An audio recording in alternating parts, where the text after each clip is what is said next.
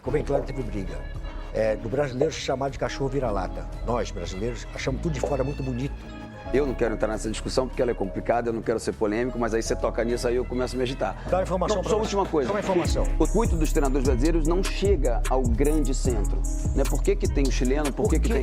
Isso eu quero dizer só isso. Andrei, pode entrar nessa discussão? Pode, é muito ruim pra nós. Por que o treinador está desvalorizado, o treinador brasileiro? Por quê?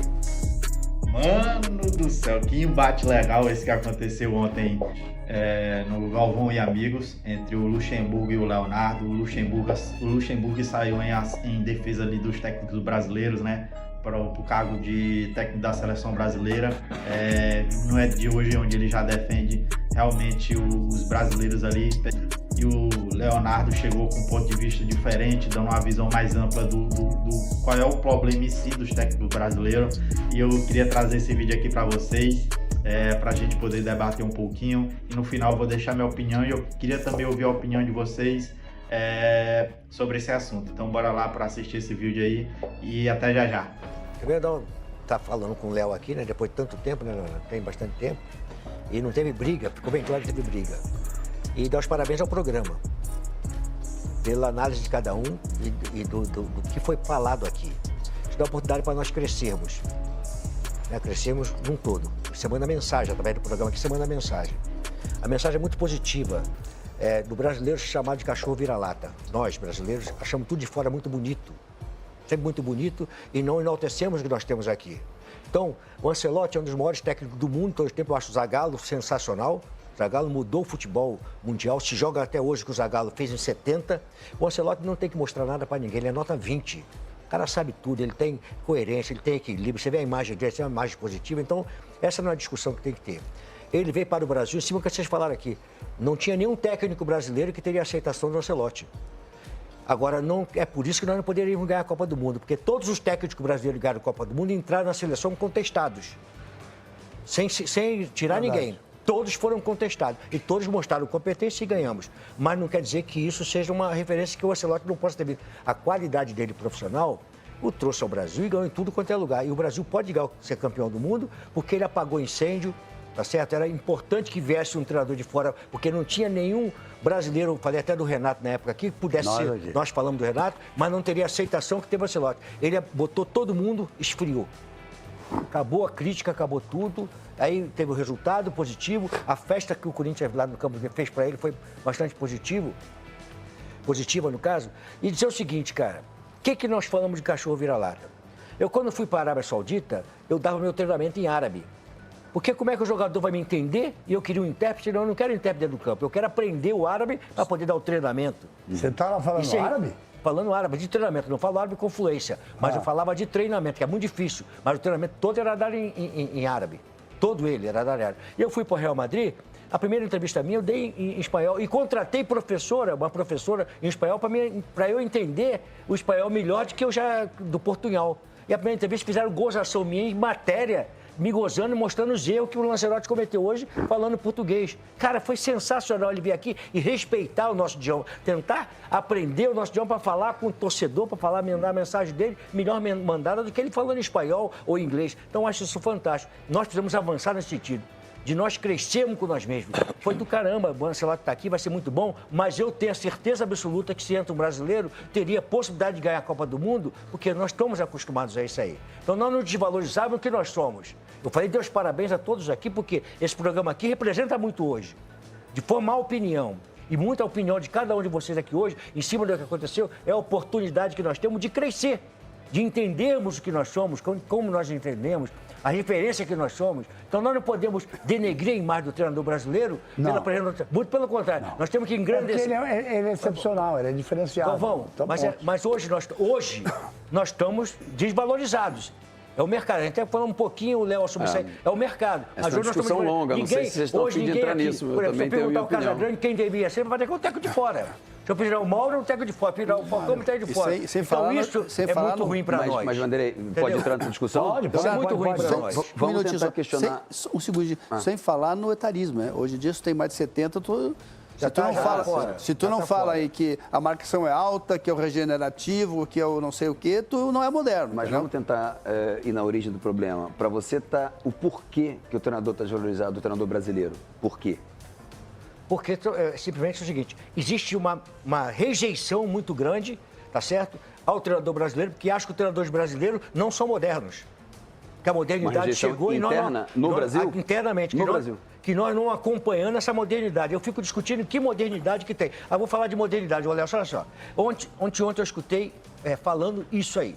Os treinadores de fora falando o seguinte, que chegou uma mudança no futebol, que a marcação era de zona, pressão zona. E aí agora chegou a marcação individual. Faz a marcação individual como se ela fosse uma novidade. O Zico antigamente era marcado pelo aquele jogador Ademir Vicente que jogava no Botafogo. E o jogo, marcação individual, homem a homem. O Zico foi marcado numa Copa do Mundo contra a Itália, um homem a homem com o lateral direito. O Gentili. Mas é porque a Itália, naquela época, jogava marcação homem a homem. Mas peraí, Posso provocar? Deixa eu só falar um negócio pra você aqui. Eu tô falando de... Não é novidade pra nós. Não, claro que não. Não é novidade. Mas agora virou uma novidade. Posso como provocar? Se fizeram alguma coisa diferente pra nós aqui. Posso provocar? Deixa ele falar. Posso? A formação do treinador brasileiro, ela está onde? Ela tá... Como ele se forma? Está na universidade que eu fiz, está na experiência que você tem de jogador e que você adquiriu como treinador. A CBF hoje faz curso da CBF com treinador estrangeiro, não tem nenhum treinador brasileiro dando curso lá. Como é que nós podemos ter uma formação se nós não damos... Quem é que tem capacidade para formar um treinador aqui no Brasil dentro da nossa essência? O europeu ou o brasileiro? Então, o processo formativo, ele é carente. É carente. Ele é carente. Porque se você for ver na Europa, você tem treinador uruguaio, chileno, argentino, de centros de futebol muito menos importantes. Olha o absurdo que tem. Nós não somos aceitos. A UEFA é aceita no mundo todo. O Brasil, a nossa carteira de técnico, eu tenho a carteira de pós-graduado em futebol, tá certo? Do CND, e tem a da CBF. Eu tenho... Nós não entramos hoje, tá certo? Na Arábia, porque não é aceita. Nós não entramos na Europa porque não é aceita. Tem que ter o aval, tá certo? Da federação lá para poder aceitar a gente. A carteira da CBF não serve para nada. Deixa ele provocar. E por quê? Porque a cultura é nossa. Porque nunca foi reconhecido um curso brasileiro que dê ao treinador um espaço internacional. Então, assim, isso é uma questão estrutural.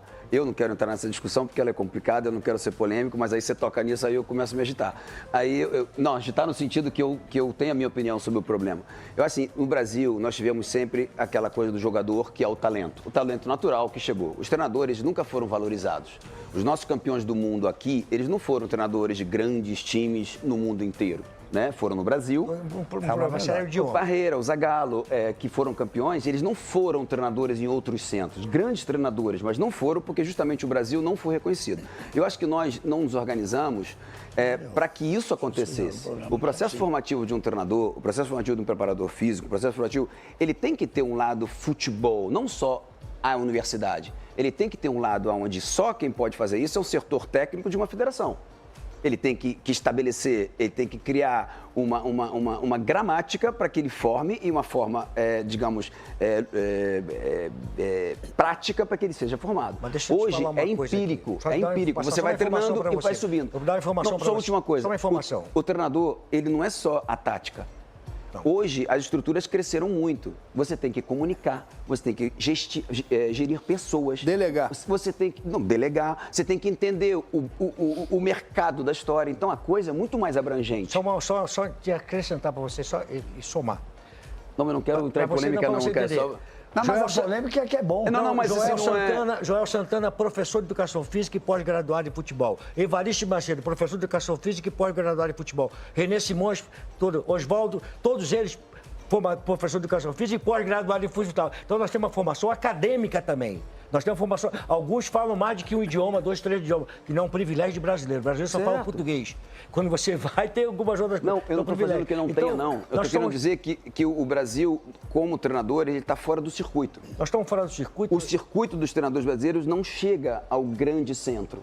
Né? Por que tem o chileno? Por que tem... Isso eu quero dizer só isso. Olha só, nós estamos no Brasil, na América do Sul, e o único país da América do Sul que fala português somos nós. É um dos motivos. É um dos problemas. É um dos problemas. Aí você vai o português. Com certeza. O português é europeu e lá fala 2 ou 3 idiomas. Com certeza. Europeu e fala 2, 3 idiomas. Nós só falamos português aqui muito mal. Tá certo? Não tem a escola, na escola pública você não aprende. Aprendi o francês lá atrás, quando eu estudei. E lá tinha alguma coisa latim. Então, os treinadores que você falou, repete aí.